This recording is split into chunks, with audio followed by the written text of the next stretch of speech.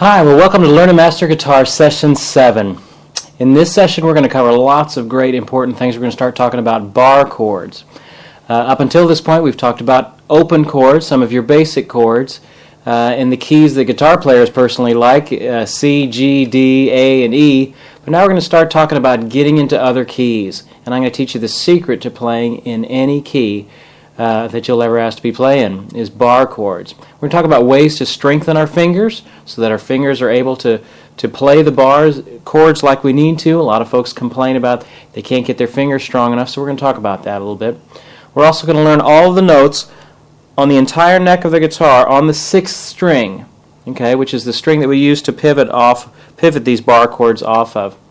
We're also going to start a new section, this DVD, called How Music Works. A little bit about music theory, a little bit about some of the understanding of why music works the way it does. First thing we're going to talk about is half steps and whole steps in music, and we're going to learn about building a major scale. So we've got an awful lot to cover. I hope you're ready to go. Let's get started.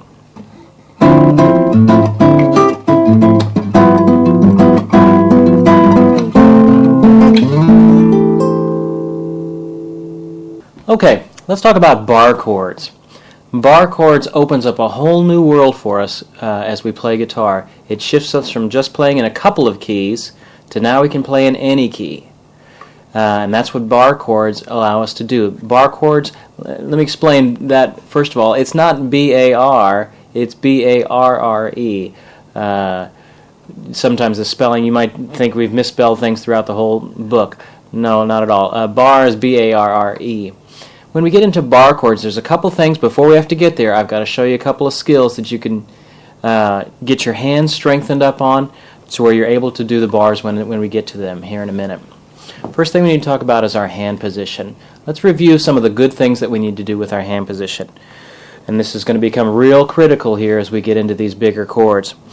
Now, before, when we were doing our C's and our G's and our A minors, remember I told you we need to have our wrist down. There needs to be air space between our bottom of our wrist, or our palm, the face of our palm, and the bottom of the guitar. You don't want your thumb hanging over the top, especially when we get to bar chords. It just doesn't work when you have it like that. So we're going to have to lower that wrist, bring that first finger out, and he's going to be straight. This is one of the keys to playing bar chords well, is getting that first finger straight. Okay? Now, bar chords, let's talk about the difference between bar chords and movable chords. They're really the same thing, but bar chords tells you a little bit more about it. Bar chords mean that when you bar, that's telling you that you're using one finger to cover more than one string. Okay, not all movable chords use bars, but for our purposes right now they will. So you're using one finger to cover more than one string. Now, this requires a lot of work for our first finger, so we're going to have to strengthen him up, and we're going to cover that in just a second. But before that, I need to show you a little bit about how we move these chords along the neck. We need to learn all the notes on this 6th string first, so that when it's time to move those chords, we know where we're moving them to. Okay, so let's talk about the 6th string here for a second. I need to teach you a musical concept. It's called half steps and whole steps. Half steps and whole steps. In this big world of ours, half steps are the distance from one note to the next note, wherever it is. Okay?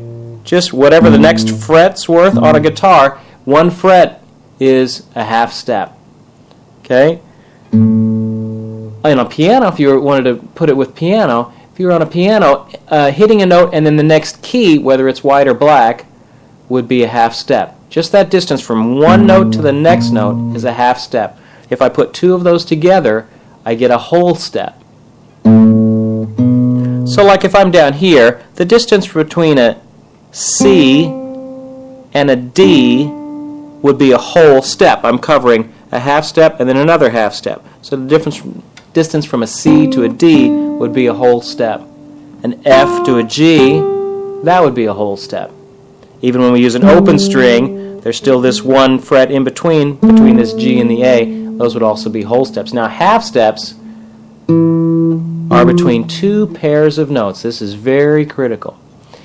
Here's the rule. The only naturally occurring half steps are between E and F and B and C.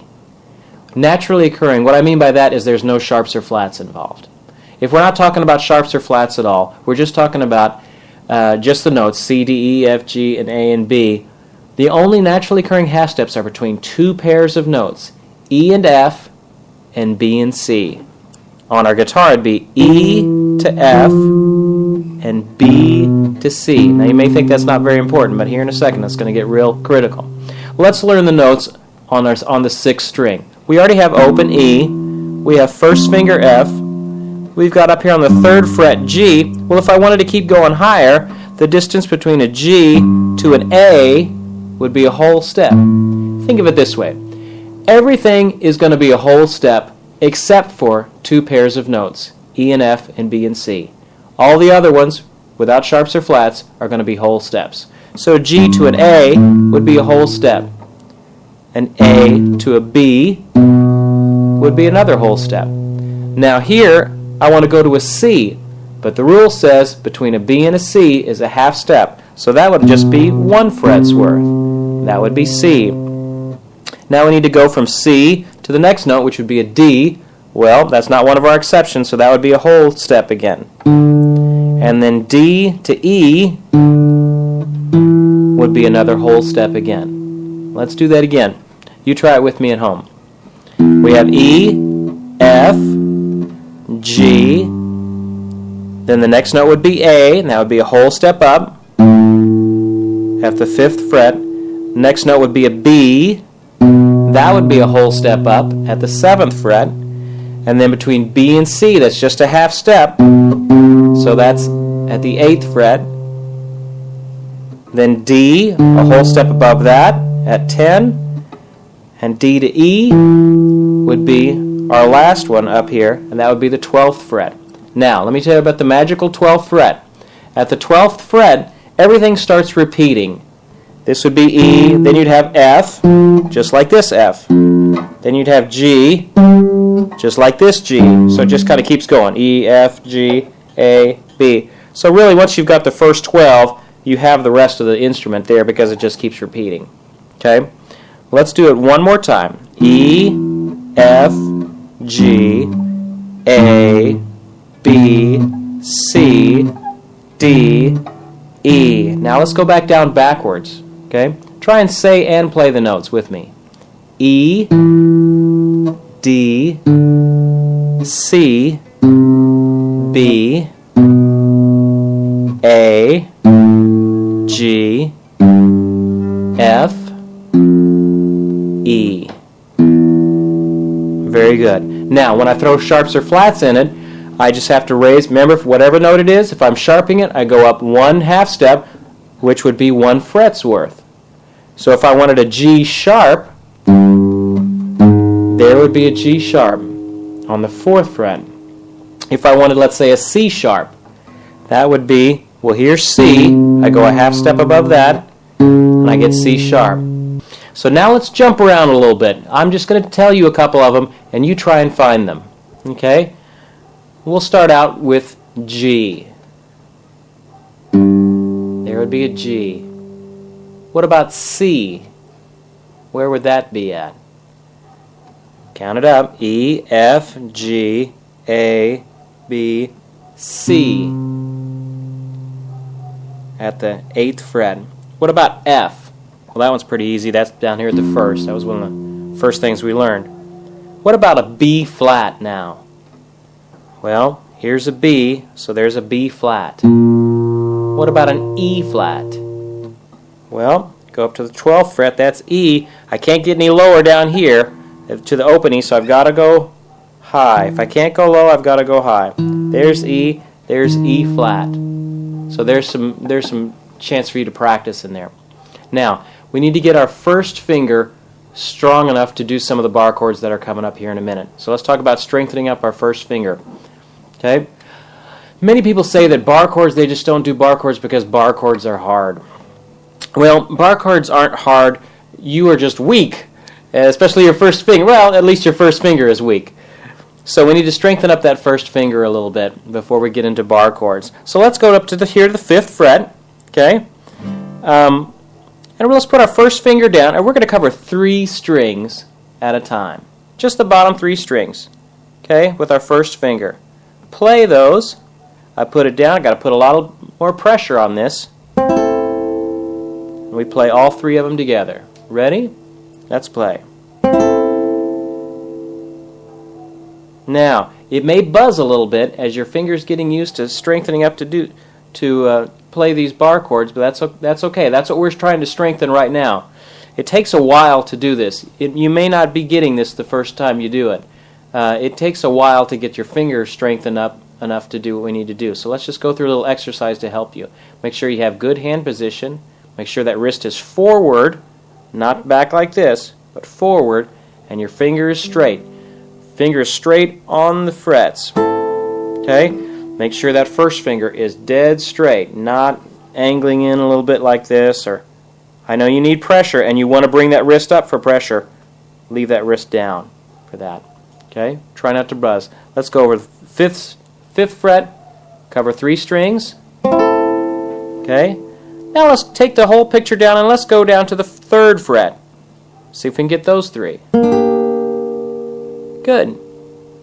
Let's jump down to maybe the 2nd fret. The closer I get to this nut down here, it gets a little bit harder. The easiest place to practice these bar chords is in the middle of the neck, right here at the 5th or the 7th fret. What about at the 1st fret? Can you get all those 3 to sound? Okay. Now let's do 4 strings. Okay. Let's go back up here to the 5th fret, and now we're going to do 4 strings. Okay. Try and get those to sound. Let's go up maybe to the 7th fret. Let's go up a little bit more. What about the 9th fret here? Good. All right, now let's kick it up a notch. Let's go to 5 strings. Okay? Now, you don't want your finger necessarily straight on the instrument like this. You want it kind of angled a little bit. I mean, if you can kind of see where my finger, the notches in my finger for where the strings are really on this last quarter of my finger. So I'm not necessarily dead on. I'm kind of offset a little bit. Let's go over here to the 3rd fret and do the same thing. Remember our good finger position. If I'm hugging up right behind the fret, that's the easiest place for me to get the notes to sound. Requires the least amount of pressure. Okay, if I'm back here, it's going to sound real buzzy. Okay, let's go down to the 1st fret. It's pretty tough down there. Okay, now let's go to all 6. Okay. Now it'll take a little practice to figure out where you actually need to push that first finger down at. It might help to actually overshoot. You don't want to be just right here. It helps to kind of overshoot it a little bit. I kind of overshoot it, I don't know, maybe a half an inch or so. See if you can get all 6 strings, each string to sound out. Give a good clear sound. Let's go down to the 3rd fret. And eventually down to the 1st fret. And if you can conquer putting all the pressure that you need to get that 1st fret, all 6 strings without buzzing, you got enough strength to do any bar chord that I'm going to be able to throw at you. Okay? So you may not be able to do this initially, so take a little bit of time each day, strengthen up that first finger. Don't give up after the first time you do it. It takes a little bit of time, over a couple of weeks maybe, to get that first finger strengthened up enough. Okay? You ready to learn some bar chords? Let's go ahead and do that. Okay, let's talk about 5 major chord forms that we're going to learn on that 6th string. Okay? Now, you'll notice as we put up the first one, the F chord, okay, there's a couple of new concepts that you're going to see on that chord block that you haven't seen before yet.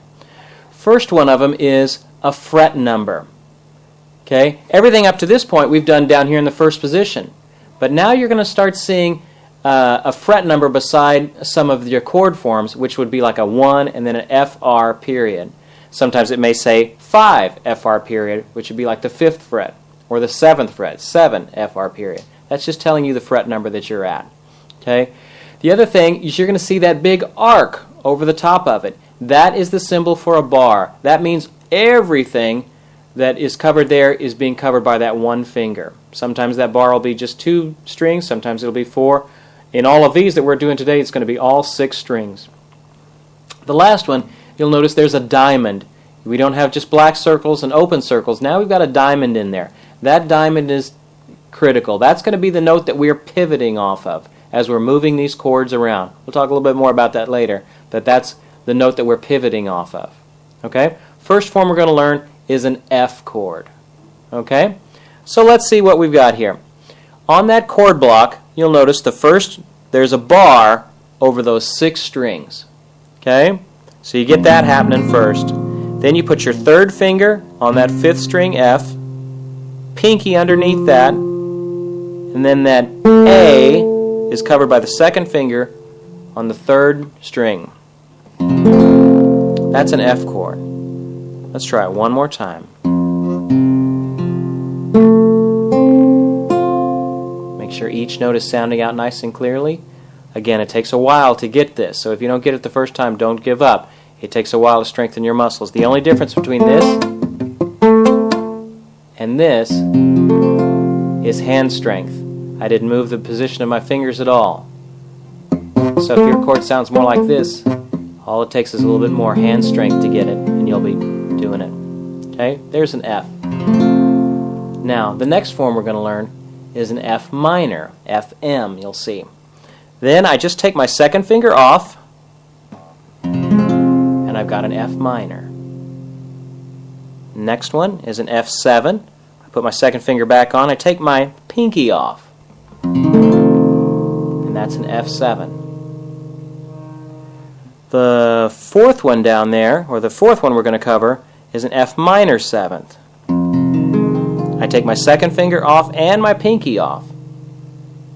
And then the last one is an F suspended, which I put my pinky back on, except this time I put him down on the 3rd string. Okay, so those are the 5 chord forms that we're going to talk about. Okay, now let's talk about moving those chord forms. If you look at the first example in your book, you've got an F chord, so let's form an F chord. And then it goes up to a G chord. Well, here's where the pivoting comes in place. Remember how I taught you half steps and whole steps and learning what notes they are on the 6th string? If I take this F chord, where's the F in this F chord? As far as the 6th string is concerned, it's right here on my 1st finger. If I move my 1st finger to where a G is, and now form the exact same chord, I've got a G chord. See how that works? The next measure has an A chord. Well, again, I put my 1st finger where the A is, and then form the chord down. I've got A. The next one is a B flat. I go up here to B flat, and I do the whole chord. So if I was doing all that together, it would be like this. Ready, play. F, 2, 3, 4, then move up to G, 2, 3, 4, then A, 2, 3, 4, and B flat, 2, 3, 4. Very good. Okay, now let's move on to the next one. Just between a couple of these forms. We've got, it starts out on a G. We find our G, we make our chord, okay, then it goes to A minor. So we have to go up here to A, form a minor chord, then it goes to B minor, and C. Okay? Very good. And that gives you some idea of bar chords and how you move them. Now, it's going to take you a while to get these, so I know I ran through them pretty quick. That's why the workshop time is going to start paying off here. Now, let's learn a little bit about music in our How Music Works section. Okay, welcome to our How Music Works section. Learning a little bit about music and a little bit how music fits together is one of the most important skills that you can learn as a guitar player. Some may be thinking, gosh, just teach me a couple of chords and I'm ready to go. Well, that's maybe the learn part of the learn and master guitar, but the part of when you get into the master part of it, you need to learn a little bit about music and about how music affects your playing as a guitar player. So we're going to take a second to learn a little bit about that. The road to all learning how chords are spelled, what notes, and how we can move those chords around, it all starts with major scales, and major scales are built up of half steps and whole steps. We talked about half steps a little bit previously. Okay, half step is distance between one note and his immediate neighbor. Okay, I get two half steps, I put them together, I get a whole step. Right? Remember the rule? The only naturally occurring half steps are between E and F and B and C.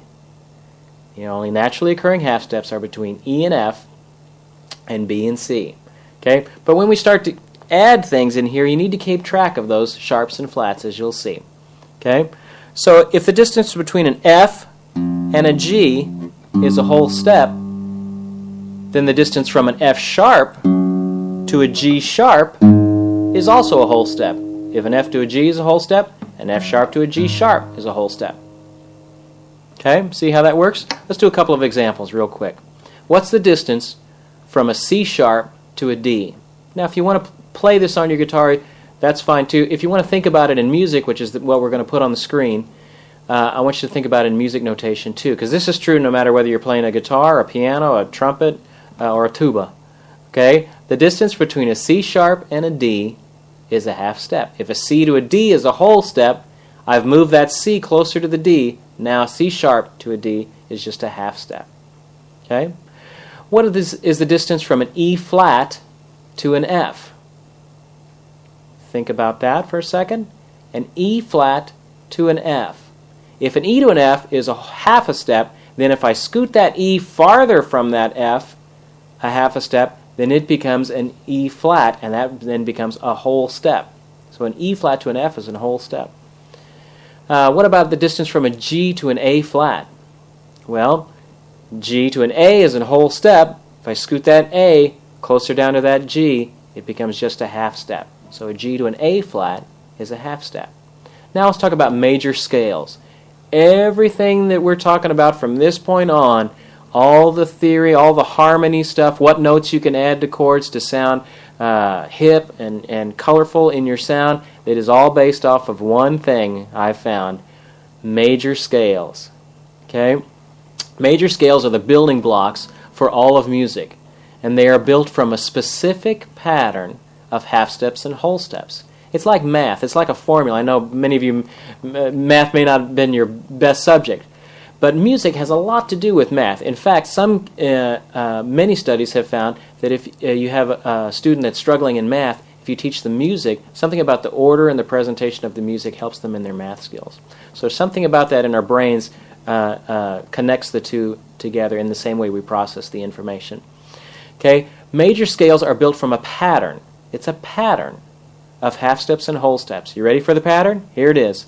The pattern for a major scale is whole step, half step. Whole step, whole step, whole step, half step. Okay, so it's 2 whole steps and a half step, 3 whole steps and a half step. That's how a major scale is made. You start on any note, whether it's a F or a G or a B flat or a G flat. You start on that note and you build up, just like in building blocks, half step, or you build it in the half step, whole step pattern, 2 holes and a half, 3 holes and a half, and you end up with the major scale. Let's try this a little bit. Let's start in C.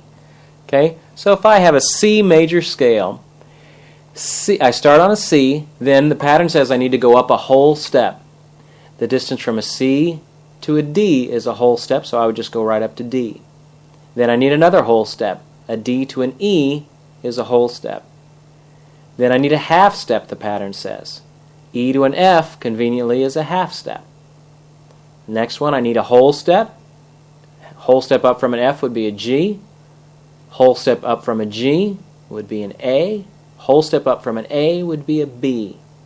And then I have a half step at the end, which gets me back to C. Your first and your last note should always match. Okay? If you get to the end of some of these exercises and your first and last note don't match, somewhere you screwed up along the way. The first and last note should always match. 2 holes and a half, 3 holes and a half. Okay? Now, as you go through different notes, you need to edit the sharps and flats. You need to adjust those sharps and flats in order to make the pattern work out right. Okay, so we can get the pattern of half steps and whole steps to make a major scale. Now, when you're spelling scales, all of the notes need to be consecutive. What do I mean by that? You can't jump from a C sharp to an E. I gotta have a note in between. It has to go A, B, C, D, E, F, G. I can't jump from a C, no matter whether it's a C sharp, to an E flat. It doesn't, in music theory, that doesn't work. You can't do that. I have to go from some kind of a C, no matter how bad I have to sharp or flat it, to some kind of a D, no matter how much I have to sharpen and flat it in order for it to work. Okay? Let's try a couple of one. Let's try a scale that is going to include some sharps or flats in it. Let's try an F scale. Okay? We're going to do an F major scale. You just think with me. We start on an F, then we need a whole step. Whole step up from an F is a G. Then we need another whole step. Whole step up from a G is an A. Now I need a half step. Here's the trick. An A to a B is a whole step, so I've got to squeeze that B down a half step to get it to work out in our pattern right. Whole, whole, half. So it would be F, G, A, and now B flat. Okay, now I need to go a whole step up, but I'm going a whole step up from a B flat. So that would be C. If a B to a C is just a half step, a B flat to a C now would be a whole step. Then a whole step up from a C is a D, whole step up from a D is an E. Now I'm back to half step, E to an F. My first and last notes match. I've got an F major scale. F, G, A, B flat, C, D, E, F. Okay? There are many more exercises in your book to get you a lot of good practice on major scales. It's not just about spelling them once, it's about learning them. It's kind of like your multiplication tables. You're eventually going to have to learn all these scales. Now you may think, there's no way I could learn all these scales. It's not like there's 100 of them. There's only 12 different notes on your guitar before they start repeating. So there's only 12 different major scales. It's not an unknowable amount of information. It's actually a pretty relatively easy amount of information, but it is going to take more than just doing it once. So you need to do them over and over and over again. That's why we give you plenty of exercises to do that. Okay? So memorize which scales have which sharps and flats. That'll be a good place for you to start. Learning how to build scales is one of the most important things you can do for your musicianship. It may be a little technical right now, but it's going to start paying off when we start going beyond what the average guitar player can do. Most every guitar player that you run across can do C and G. Well, we're moving beyond C and G now. We're moving down to playing A flats and G flats and knowing what chords go with what. Okay? So if you're finding we're going a little bit past you, go back and review some of the earlier exercises, and we can get yourself up on those skills to now that we're building scales, we're ready to go. Let's talk about our assignment for this week, or for this session. Let's take a look at our assignment. Your assignment for this session is to practice saying and playing the notes on the sixth string, ascending and descending. Remember how we did that? E, F, G, A, B, C, D, E. And then I want you to say them and play them down. E, D, C, B. Play them all the way down. Memorize the 5 sixth-string bar forms that we talked about. F, F minor 7, F7, and F suspended. Okay? Do those fingering strengthening exercises if you're having problems getting the bars down to be strong enough. Okay? Try not to get any buzzes or missed notes. Okay? Play through the 6-string bar chord exercises in your book. Play through the song that we have in our book. And for our How Music Works section, fill out the major scale worksheets in the book using the major scale pattern that we talked about. That's a lot of material for this time, but I know you're going to get it. Keep working at it. I'll see you at the workshop time.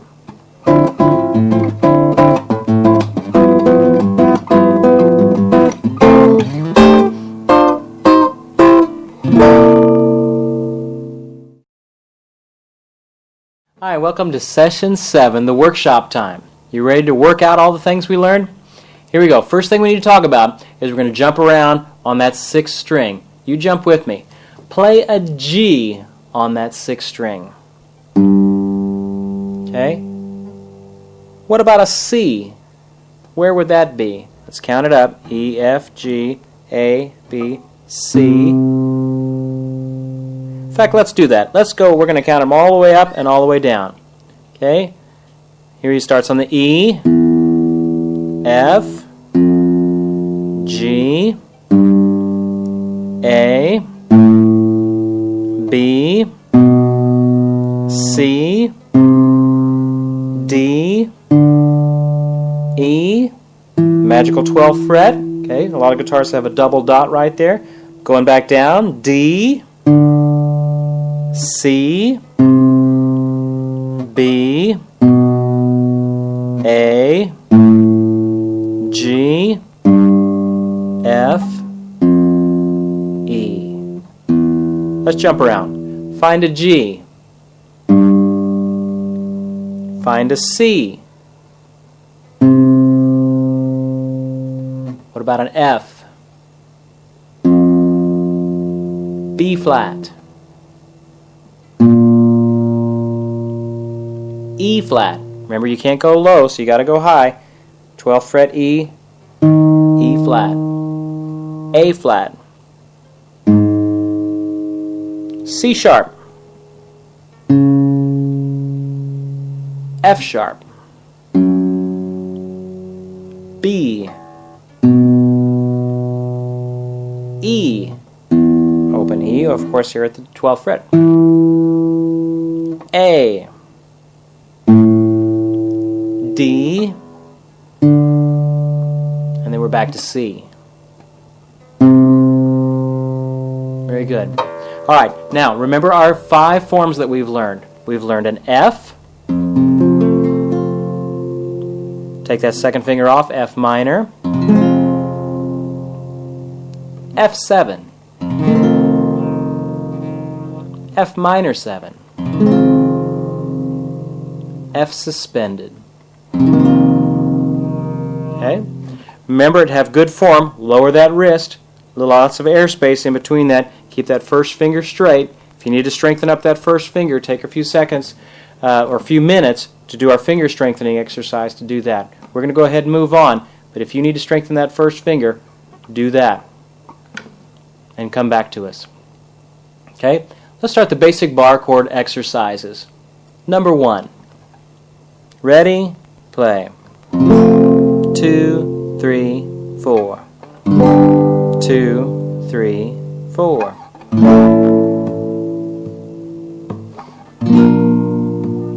Repeat it, back down to F.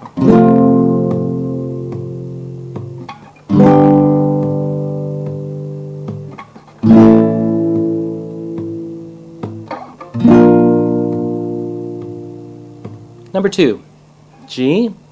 Ready? Let's do this one slow, and then we'll play it sped up. One time slow, one time fast. G. Number 2, go. 1, 2, another one. A minor.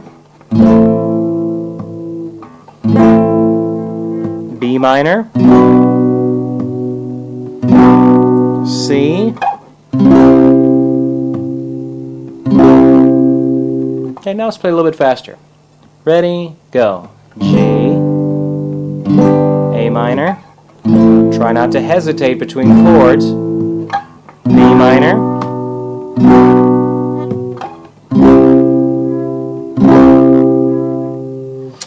Let's skip down and do number 4.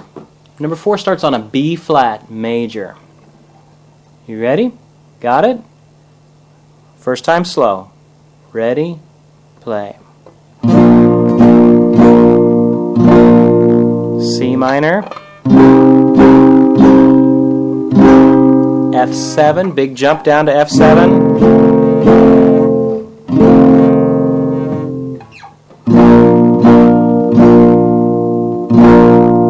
G minor, C minor, F suspended, F7, B flat,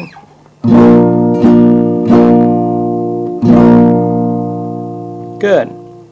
Now, let's try number 6 to close this section off. Okay? Number 6 starts on a G. Ready? Go. 2, B minor, big jump up to B minor, C, back to B minor, try not to hesitate between chords, A minor, big jump down to F, F sharp,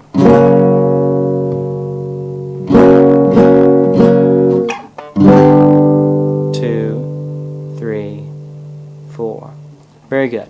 Okay, now let's look at the song that we have in our book, Home on the Range. Okay, it's in 3/4 time. Let's do the single notes first, and then we'll work on the chords. And I want you to play those chords, even though a lot of them are open chords, I want you to try and play as many of them as you can as a bar chord. The idea to strengthen up that hand. Okay, let's do the single notes first. Okay, ready, go. Eighth notes.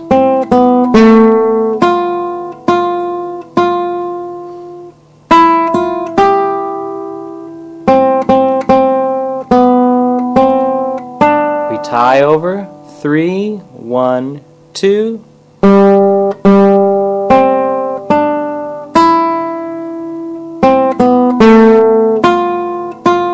1, 2.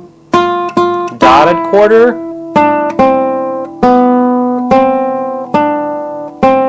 2, 3, 1. Next part, that G. 2, 3. 2, 3, 1, 2.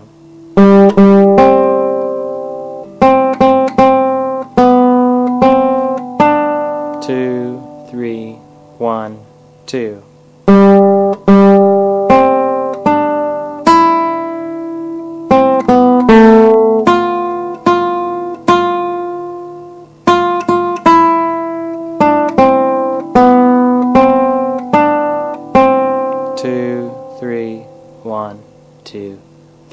Good. Now let's go through the bar chords on it. Okay? I want you to start on that C. Okay? The C, where would that C major be? Well, F, G, A, B, C. So the first chord's a C major. Then it would be a C major again in the next measure, even though it's not written. Then it goes to an F major. You've got to jump all the way down to F. Another F. Back to C, another C, here comes a G7, jump down to G, get the 7th form, 2, 3, back up to C, 2, 3, F, go, 2, 3, back to C, you get a lot of good practice jumping. 2, 3, 2, 3.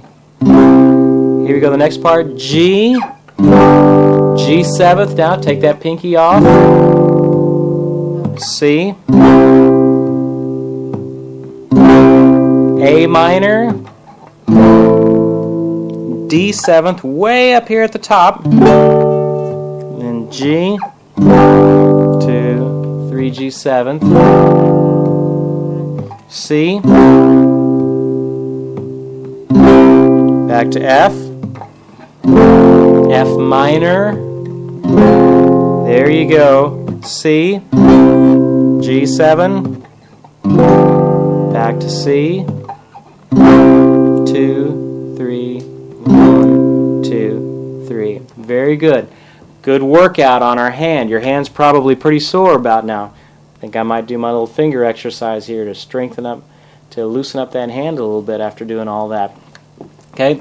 Bar chords take consistent practice. We haven't had it's been a few sessions since we've actually had to deal with something physical, a physical issue. And getting your hand strengthened up enough to do bar chords is a physical thing, and it takes time. For the average student, to get these bar chords down like you need to, it takes about 3 weeks. So don't feel discouraged if I'm running them through them real quick and you don't get them in the first 10 minutes. It takes about 3 weeks of giving him about 5 or 10 minutes each day to toughen up that finger and get him strong enough to do what he needs to do. You can't just do it for a couple hours and be there. It generally takes a little bit longer than that, so don't be discouraged when you do that. Okay? Now let's talk about major scales. Remember our major scale? It is a pattern of half steps and whole steps. What's the pattern? 2 wholes and a half, whole, whole, half, and then 3 wholes and a half, whole, whole step, half. Put that all together, whole step, half step, whole step, half step. Let's play it, or let's spell it in G, if we were in G. G, now I need a whole step, that's A. Now I need another whole step, B. Now I need a half step, C. I need a whole step now, D. I need another whole step, E. And now I need a third whole step, which that's going to make that an F sharp. E to F sharp. And then I need a half step at the end, F sharp to G. So a G scale is G, A, B, C, D, E, F sharp, G. We're going to learn about keys and key signatures next time, but that F sharp is telling you some very important information. In the key of G, we have an F sharp. Let's do one more. Let's spell a B flat scale. Starts on a B flat, then I need a whole step above a B flat, it should be C. I need another whole step, D. Now I need a half step up from a D. That would be an E flat. So far I've got B flat, C, D, E flat. Now I need a whole step to an F, another whole step to a G, another whole step, third whole step, that would be to an A, and then our half step at the end gets us back to B flat where we started. So a B flat scale is B flat, C, D, E flat, F, G, A, B flat. I would encourage you to spell the scales that we have in the worksheets there if you haven't done so already. Once you've done them, it's not like you've solved the problem. Once you do them, go back and do them again. So I would write down on a piece of paper, C, F, all the different keys. Should have 12 of them by the time you're done. And then write out those major scales again, and write them out again, and write them out again, until you can memorize that a B flat scale has a B flat and an E flat in it, and a G scale has an F sharp in it.